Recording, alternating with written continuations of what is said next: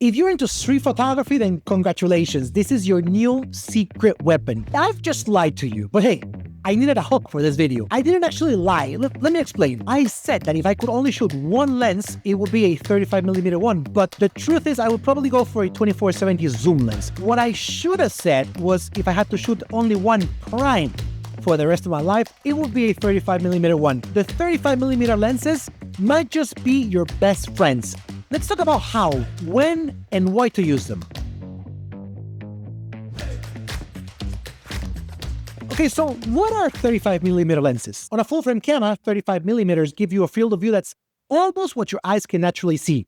It's wide, but not too wide. It's the Goldilocks zone of lenses. When it comes to primes, it's your best compromise without compromising too much. What else makes these lenses so popular? Because they are popular. Well, among other things, prime lenses usually come in wide apertures like f1.8 or f1.4. So yes, you are getting that creamy background blur and great low light performance when using a 35mm prime. Primes tend to be sharper and sometimes even cheaper if you learn how to hunt down nowadays in the internet. There's a lot of third-party brands that deliver great, amazing quality. But let's get into the juicy part. When should you actually reach for your 35mm prime lens? If you're into street photography, then congratulations. This is your new secret weapon.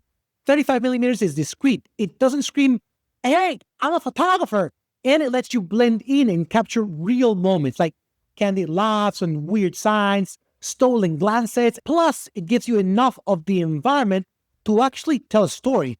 Not just a tight headshot, but the whole scene. The light, the vibe. You're basically a visual journalist. These images you're seeing right now were taken using the equivalent of a 35mm lens on a full-frame camera, and I took them while I was going around Italy last year.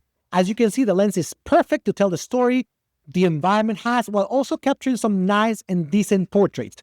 When it comes to street photography, 35mm lenses are extremely well regarded. Let me cut in real quick to tell you all that at the time of shooting this video, Aftershoot has launched AI retouching, and it is definitely changing photographers' lives all around the world. Behind us are the times when we had to manually remove blemishes from our clients' faces or even retouch images one by one. With Aftershoot Retouch, you have AI doing the hard work so you can focus on what's really important, being creative. Try Aftershoot Retouch along with Aftershoot Cooling and Aftershoot Editing yourself and find out why everyone is swearing by Aftershoot. Now, let's get back to the video. For environmental portraits, it's perfection. You can show the person and where they are, like a singer on stage or a model just going around the city.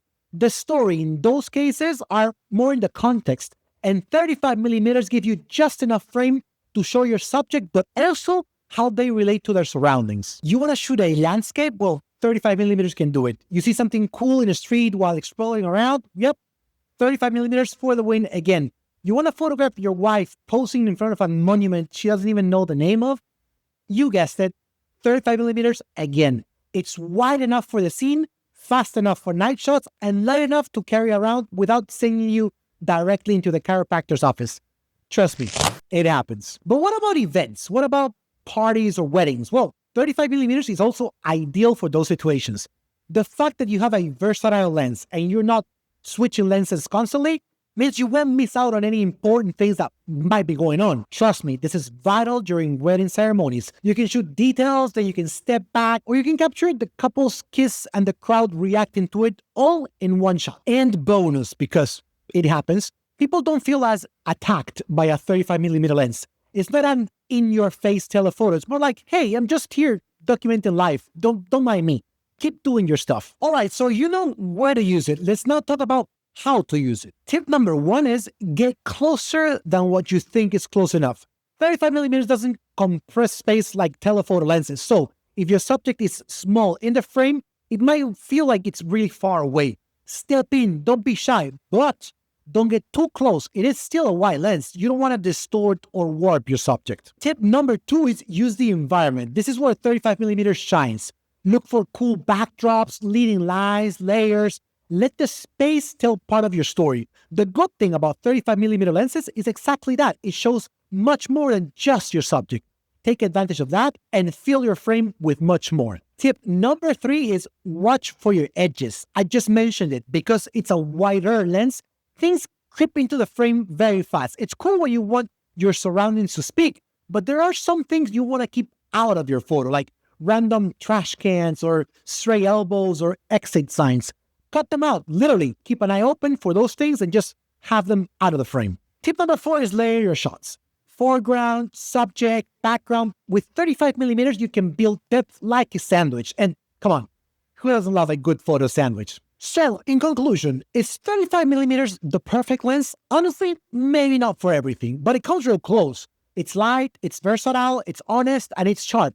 It tells stories the way we see them. So, if you haven't already, take your 35 millimeters for a spin and see how much it can change the way you shoot. Thanks everyone for watching, and as always, don't forget to follow Aftershoot in all of our social media to be always up to date with the latest we have to offer. See you all in the next one. Bye.